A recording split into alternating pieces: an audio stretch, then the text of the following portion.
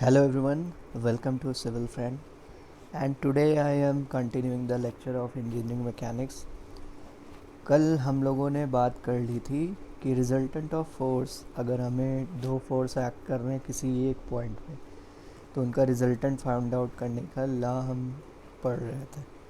उसी में हमने पहला लॉ डिस्कस किया था कि पैरेललोग्राम लॉ ऑफ फोर्सेस, जिसमें कि ये बोला था कि अगर कोई दो फोर्सेस एक पॉइंट पे एक्ट कर रहे हैं और रिप्रेजेंट किए जा रहे हैं आपके दो साइड्स ऑफ द पैरेललोग्राम के द्वारा, तो आपका जो रिजल्टेंट होगा वो उनका डायगोनल होगा। किसका? पैरेललोग्राम का डायगोनल रिजल्टेंट रिप्रेजेंट करेगा। क्लियर है? Both in magnitude and direction. Now उसी में कंटिन्यू चलते हुए हम क्या डिस्कस करने वाले हैं आज? Triangle law of forces. This is the second law जिसके हेल्प से हम resultant of forces find out करेंगे। तो ट्राइंगल लॉ ऑफ फोर्सेस क्या बोलता है कि if two forces acting simultaneously on a body, अगर कोई दो फोर्स साइमल्टेनियसली लग रहे हैं बॉडी पे, are represented in magnitude and direction by two sides of a triangle. अगर दो फोर्सेस एक्ट कर रहे हैं साइमल्टेनियसली बॉडी पे और उनको रिप्रेजेंट किया जा रहा है दो sides of a triangle taken in order. ऐसा नहीं, हम ट्राइंगल की दोनों साइड्स को ऑर्डर में कंसीडर करेंगे। Then their third side will represent the resultant of two forces in the direction and magnitude taken in opposite order. अभी हमने पैरेललोग्राम लॉ में बात किया था कि रिजल्टेंट जो होगा वो मैग्नीट्यूड डायरेक्शन सेम होगा जैसा कि फोर्सेस का होगा। But in this case triangle law of forces, अगर दो फोर्स साइमल्टेनियसली एक्ट कर रहे हैं बॉडी पे और वो दो साइड्स के द्वारा रिप्रेजेंट किए जा रहे हैं magnitude and direction taken in order, then third side जो होगी ट्राइंगल की वो रिजल्टेंट रिप्रेजेंट करेगी दो फोर्सेस का इन the direction and magnitude taken in opposite order. क्या मतलब हुआ? Look here, there is F2 force and this is F1 force acting at a point O at an angle theta. Okay, so इसको अगर triangle law के base पे हम समझेंगे तो यहाँ पर लुक हेयर, मैंने F1 को कंसिडर किया दिस वन, ठीक है, देन मैंने F2 को दिस वन कंसिडर किया, देन जो आपका थर्ड साइड होगा, क्लोजिंग साइड बेसिकली ट्राइंगल का, वो रिजल्टेंट आपका रिप्रेजेंट करेगा, ठीक है, taken in opposite direction. Clear है? तो this is the triangle law of forces. If three forces acting on a body, अगर मान लो तीन फोर्स लग रहे हैं किसी बॉडी पे, they are represented by three sides of a triangle in magnitude and direction, then the body will be in equilibrium, that means resultant will be zero. बेटा मैंने बोला कि दो फोर्स एक्ट कर रहे हैं तो ठीक है, मैंने थर्ड साइड के ट्राइंगल के द्वारा उसका रिजल्टेंट रिप्रेजेंट कर दिया। बट ऐसा भी हो सकता है कि तीन फोर्स एक्ट कर रहे हो बॉडी पे, तो जब भी ऐसा होगा तो इसका मतलब रिजल्टेंट ज़ीरो हो जाएगा, क्योंकि अगर तीन फोर्स एक्ट करेंगे तो इसका मतलब है बॉडी जो है वो इक्विलिब्रियम में कहलाएगी, और जब भी बॉडी इक्विलिब्रियम में होगी रिजल्टेंट क्या होगा? ज़ीरो। क्लियर है? ओके। देन बेटा next law, polygon law of forces. Polygon law of forces, when two more forces are acting on the body, triangle law can be extended to polygon law. अभी दो forces की बात की हमने तो triangle law की बात कर ली। अब अगर दो से ज़्यादा और दो फोर्स एक्ट कर रहे हैं बॉडी पे, तो वहाँ पर हम पॉलीगन लॉ ऑफ फोर्सेस को समझेंगे। If a number of co-planar concurrent forces acting simultaneously on a body are represented in magnitude and direction by the sides of a polygon taken in order, then their resultant can be represented by closing side of the polygon in magnitude and direction taken in opposite order. It means that कि अगर आपके चार forces act कर रहे हैं किसी body पर और वो चारों फोर्स मैग्नीट्यूड और डायरेक्शन में चार साइड के द्वारा रिप्रेजेंट किए जा रहे हैं पॉलीगन के, तो जो क्लोजिंग यानी दिस साइड होगी closing side of the polygon, ये आपका रिजल्टेंट रिप्रेजेंट करेगी magnitude and direction taken in opposite order. यही पॉलीगन लॉ है। इसका मतलब क्या हुआ Let us take an example here. This is the force F1, this is the F2, this is F3, this is F4. Now polygon law के according, this is O point where all the forces are acting. So F1 I am taking, F2 I am taking, F3 F4. Okay, then resultant क्या होगा? I have taken all the four forces with magnitude and direction. तो जो resultant होगा वो closing side of the polygon होगा in opposite direction. ठीक है, clear है? यही लॉ ऑफ पॉलीगन है. अब अगर हम यहाँ पर ओवरऑल एनालिसिस करते हैं according to law of parallelogram वगैरह की, तो यहाँ पर अगर मैं बात करता हूँ, this is F1, this is F2, this is F3 F4, this is resultant R.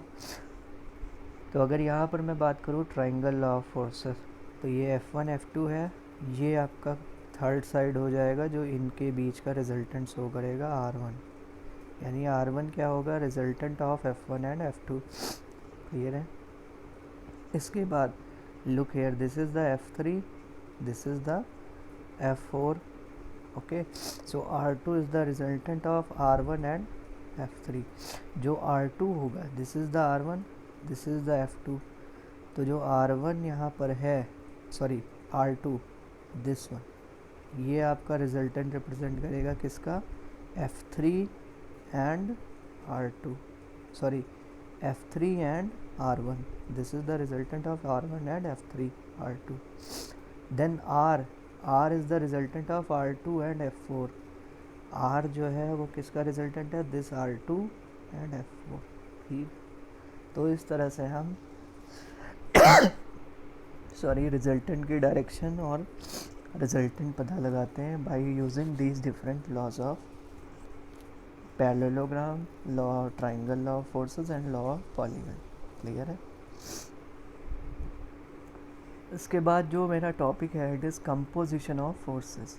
Okay, so what is basically this? Conversion of force system,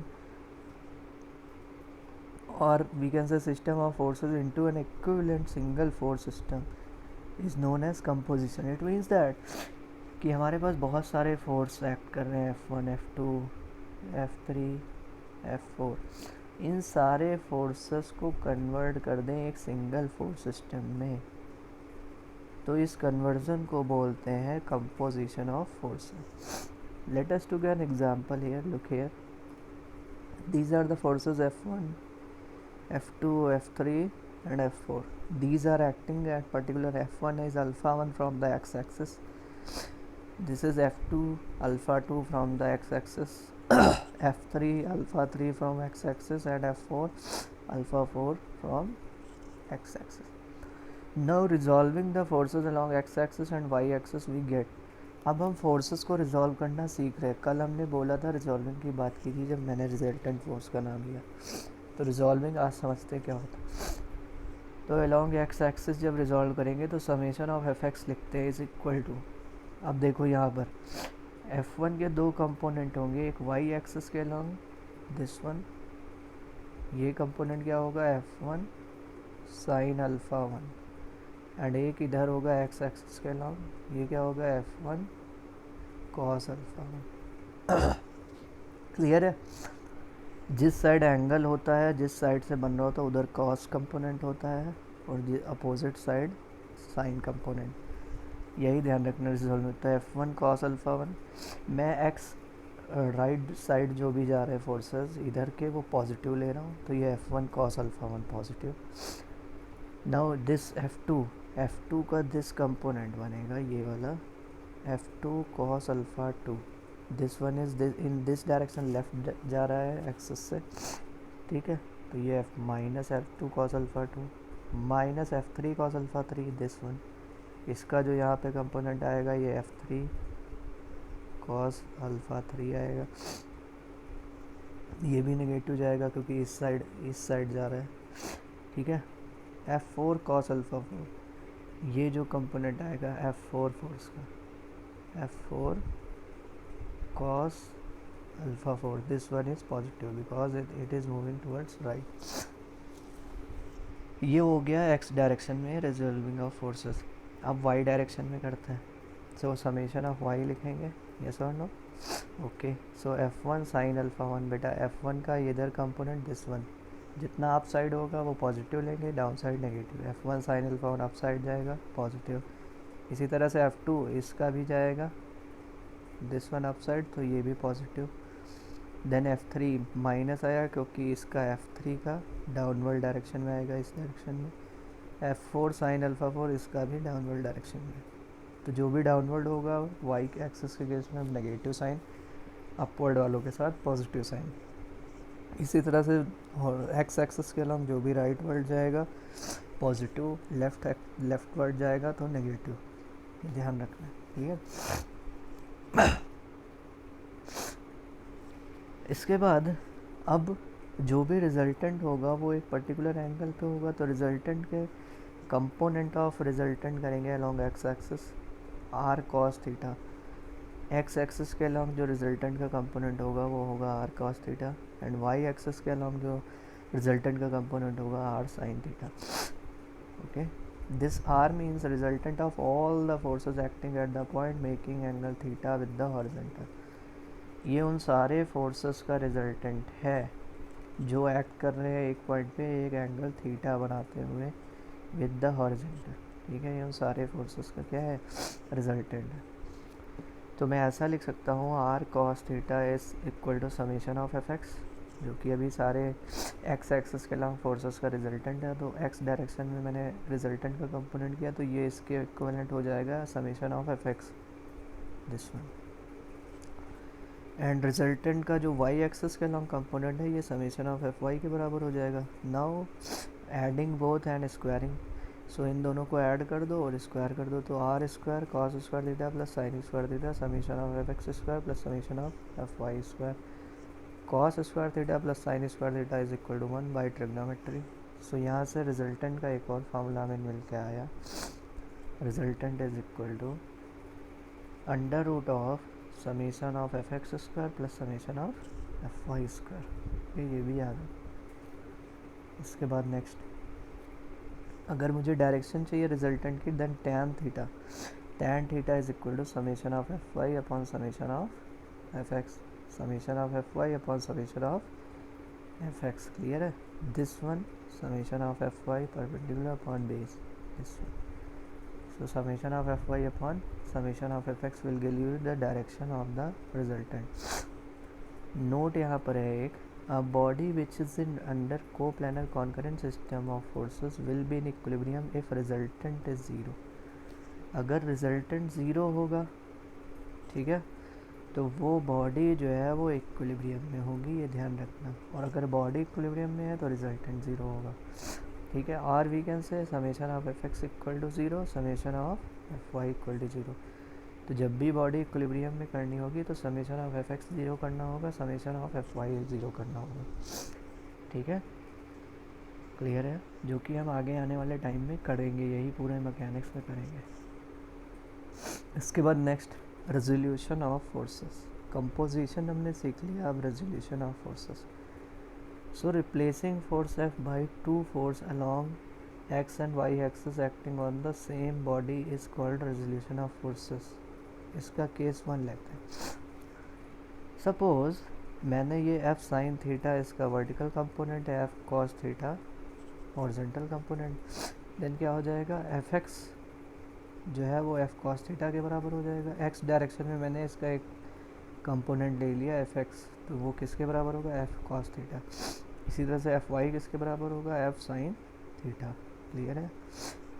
तो replacing force F by two forces along X and Y, तो ये force F था जो कि theta angle पे act कर रहा था, इसको मैंने दो फोर्स वाई और एक्स एक्सिस के अलॉन्ग डिसॉल्व कर दिया, रिप्लेस कर दिया, तो इसी को बोलते हैं रेजोल्यूशन ऑफ फोर्सेस। तो एक्स एक्सिस के अलॉन्ग इसका component F cos theta, Y axis के along F sine theta, okay. Case 2 है, एक इंक्लाइन प्लेन है, ठीक है, उस पर एक ब्लॉक रखा हुआ है जिसका वेट W डाउनवर्ड डायरेक्शन में लग रहा है, ठीक है, उस पर नॉर्मल रिएक्शन अपवर्ड डायरेक्शन में एक्ट कर रहा है। तो इस W वेट के दो कंपोनेंट होंगे, एक इधर होगा parallel to the incline plane, this one, और एक इसका नॉर्मल कंपोनेंट होगा जो कि W cos थीटा होगा डाउनवर्ड डायरेक्शन। तो जो नॉर्मल कंपोनेंट होगा वो डब्ल्यू कॉस थीटा होगा, it is the normal component to incline plane, and parallel component to incline plane क्या हो जाएगा, डब्ल्यू साइन थीटा। क्लियर है? तो इस तरह से हम फोर्सेस को क्या करते हैं, रिजॉल्व करते हैं। अगर इंक्लाइन प्लेन पे है तो इस तरह से रिजॉल्विंग हम करते हैं। तो आज के लिए इतना ही। I hope this basic concepts are clear to you.